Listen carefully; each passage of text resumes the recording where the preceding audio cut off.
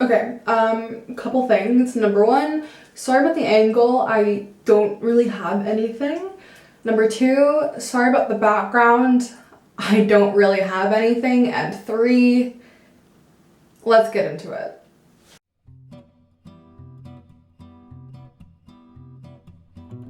Okay, so hi. If you don't know me, I'm Julia and I'm an English teaching assistant with TAPIF. I arrived in October of 2020 and I am still here. It's currently January 31st, 2021, so I've been here for quite a while. And it really feels like yesterday that I was waiting to hear if I was accepted or not. I totally understand all of the struggles waiting to get the answers after sending in your application. And I thought that I'd kind of talk about my experiences, what I expected versus what has been happening, because this year has been all kinds of crazy and I'm sure next year will be somewhat similar. So hopefully this can help some of you, either with your applications, making some decisions, or just kind of preparing what to expect. So right off the bat, I arrived the week before a 2-week vacation in October, which was kind of good because I got a chance to settle and get to know my town a little bit more, but it was also not good because I didn't really have a chance to get to know anybody, not even the teachers or students at my school, so I was very isolated, which was also kind of on me. I kind of showed up and then realized for the first time, I don't have friends here. I hadn't thought about that before, like I knew it, but I don't think that I'm mentally prepared, because I was so focused on the getting here and the getting the COVID test and getting everything that I needed to arrive that I didn't really mentally prepare myself for what would happen when I did. And those first 2 weeks were a little rough, very lonely, but I eventually met up with some other assistants in this area and we all went to a town nearby and had a really good time, so it did get better, but it was certainly an adjustment. Going alongside that, I actually had a pretty easy transition to my school. All of the teachers were really kind and helped me a lot. My prof ref went to my bank appointment with me, called the phone company for me. She did so much for me to make sure that I had everything that I needed within those first couple of weeks. So that aspect for me wasn't too bad, but I know I had a very easy time compared to some other assistants. Some people had banks reject them, things like this, but luckily mine was all sorted out. A big reason why I wanted to do TAPIF was because I had an amazing time studying abroad back in 2019, and I wanted to live in France again and experience the culture once more. And it is very different with COVID, with the pandemic, of course, because you can't do all the things that you did. And so even though I knew there was, a pandemic, in my mind I was still thinking, oh, when I get there, it's going to be so great, it's going to be amazing. And it is. I do really enjoy my time here, but it's not the same. So even though I kind of knew that in my mind and I had these lowered expectations, some things were still difficult.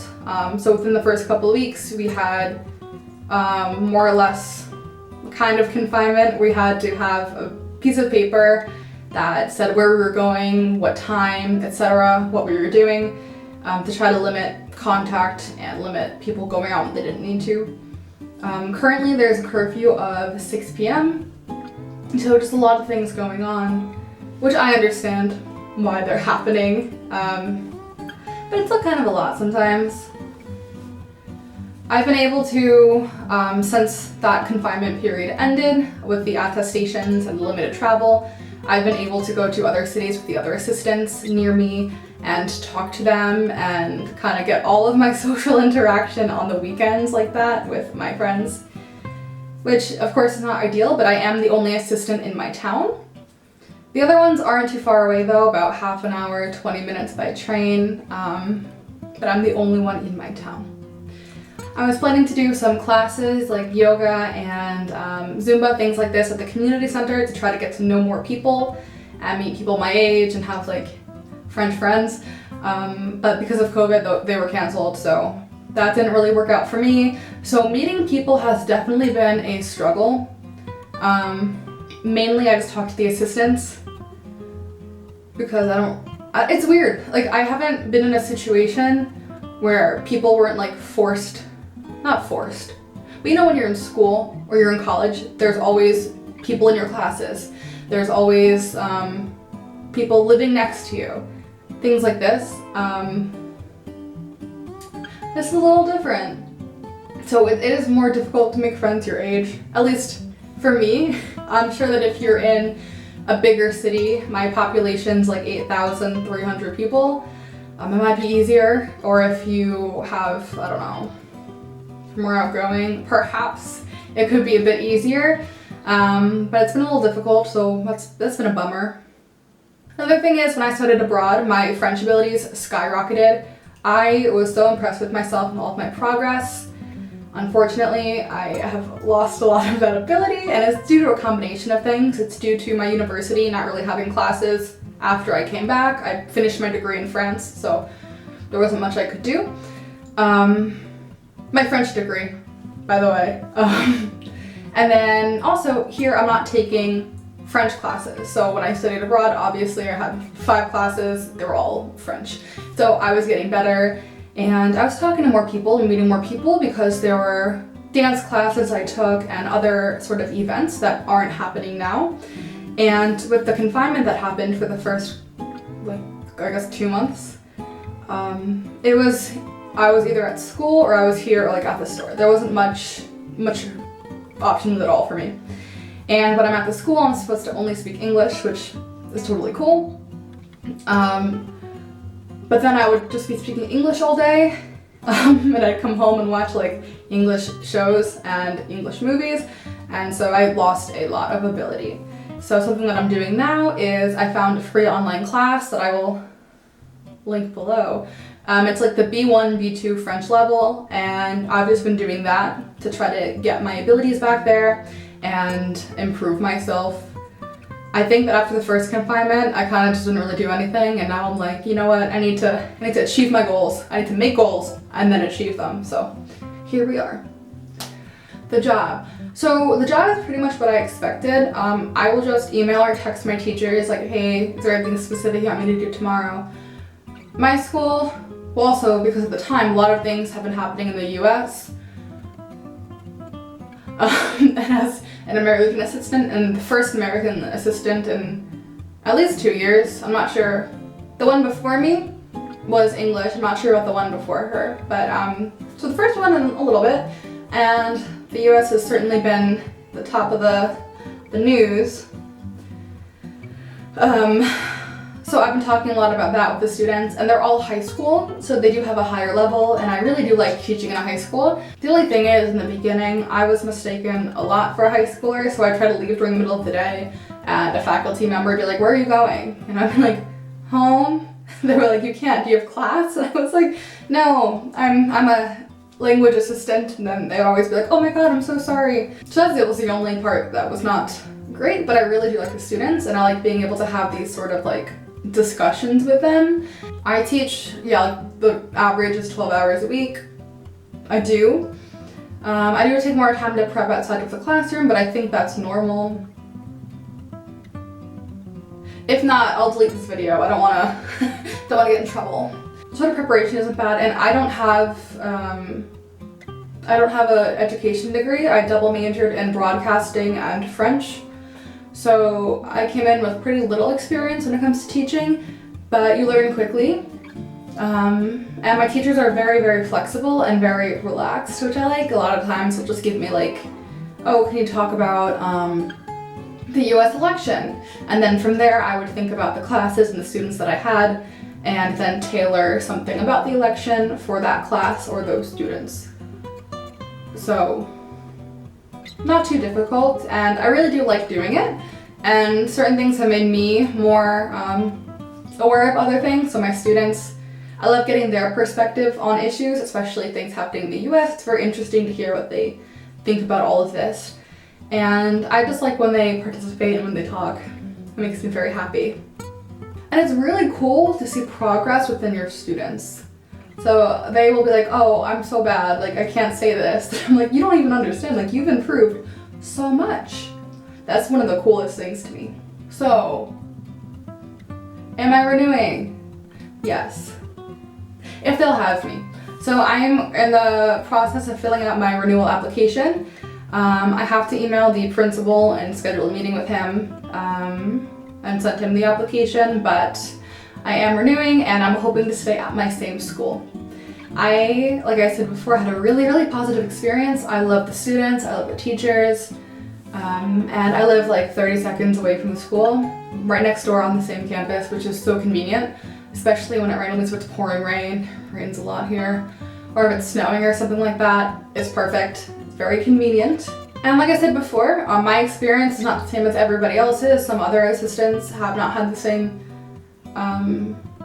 experience. So some things that were easier for me, like the bank account and the phone plan, might have been more difficult for them, but they might have had an easier time assimilating into their cities because they weren't alone or they already knew people there, whereas I didn't. Things like this. So no one's experience is going to look exactly the same, but I feel very blessed and very grateful for the positive experience that I've had, and I don't want to risk that and go somewhere else and have a terrible time. And of course, like I said before, I didn't get a full chance to experience the city without COVID, and I'm sure I won't next year either, but I'm hoping that it might be a little bit better. But a lot of events that my city normally has are canceled. There are no Christmas markets anywhere, so there's a lot of things that I was looking forward to that could not happen. So I'm hoping that, I don't know, you know what they say about hope, breeds eternal misery, but I would like to remain hopeful. Oh, and actually another really good thing, I've been saving a lot of money because I'm not traveling as much as I probably would have with COVID. And also, I live in a very small town, and that took a bit to get used to as well, because when I studied abroad, it was in a bigger city. But the small town has advantages. I can walk literally anywhere I need to go, which is great because I don't have to rely on public transportation, because that's just annoying sometimes. Even like without COVID, that's just literally annoying. And things are like cheaper here, which I'm like blessed. And my school helped me get housing. It's through the school, like I said. I pay like $85 exactly every month. So I kind of am making it work on the TAPIF salary because it's not very large, but if you're in a bigger city, it's going to be more difficult to do that, and I can't even imagine. Another reason why I'm renewing, to be fully honest, I don't know what I'm gonna do after this. So like, okay, 30% of me is trying to buy more time. 40%, no. 30, 60 plus 40. Okay, yeah. 30% of me is trying to buy more time. I would say about 40% of me is, no, 50% of me really had a good experience and want to kind of do it again. Another 30% is hoping that it might be better next year. It took me a while. There's a reason I'm not a math teacher. Do I regret coming here? No. The way I see it, I still get the experience. I still get to live in France. I still get to experience the culture, and I get to try something that I've been wanting to do for years. I found out about this program back in like freshman, maybe sophomore year of college when my French professor told me about it. So this has been like the goal for me for years. So I finally got to do it, and I'm very happy about that, and I don't regret it. It might not have been what I expected, but it's not bad. I still get to travel a little bit. I don't like to go too far in case something like happens. Like I think when they talked about the first confinement, there were some assistants who were far away, and they had to like reschedule their trains and their buses and all that stuff to try to get home before it started. And I'm just very cautious about COVID in general. I'm sanitizing constantly and wearing double masks. It's very difficult when you work in the school environment. And I'm just trying to protect myself and all those around me as best I can.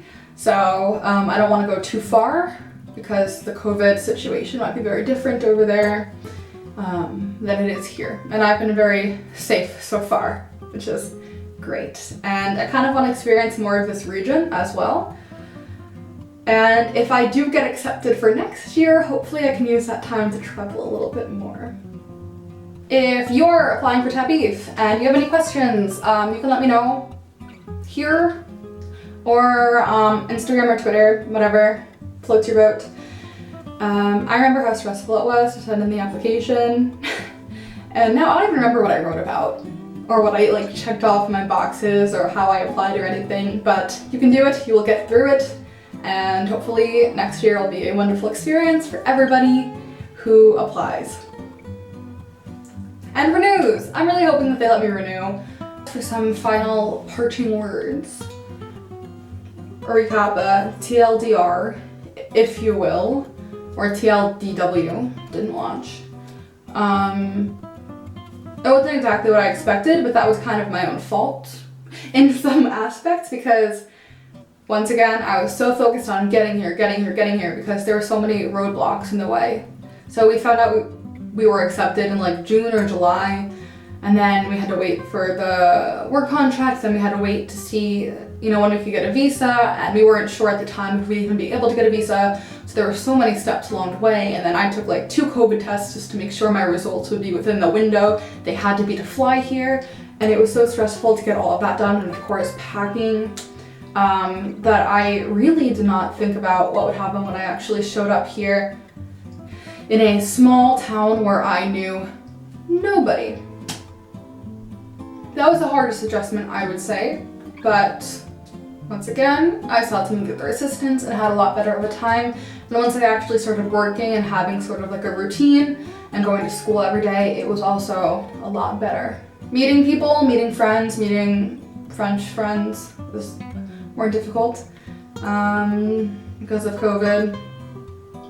My French ability has not really gone up, but once again, kind of my own fault. I could be watching more French shows, reading more French newspapers, things like this. But I'm trying to get it back now with the online class. So I think it just took me a couple of months to really adjust and to think about, okay, well, what am I trying to get out of this? And how can I make that happen obeying all of the rules and everything that's going on? Oh, and if I can give some advice. So for the next year, all of you who are applying, and when you show up, okay, I read all these Facebook posts saying like, oh, I don't have Wi-Fi, I just like hotspot my phone or whatever. I got Wi-Fi and it's been a lifesaver. I literally use the internet so much, whether it be to research things for class, to find videos to show my students, or just like to watch Netflix and things like this.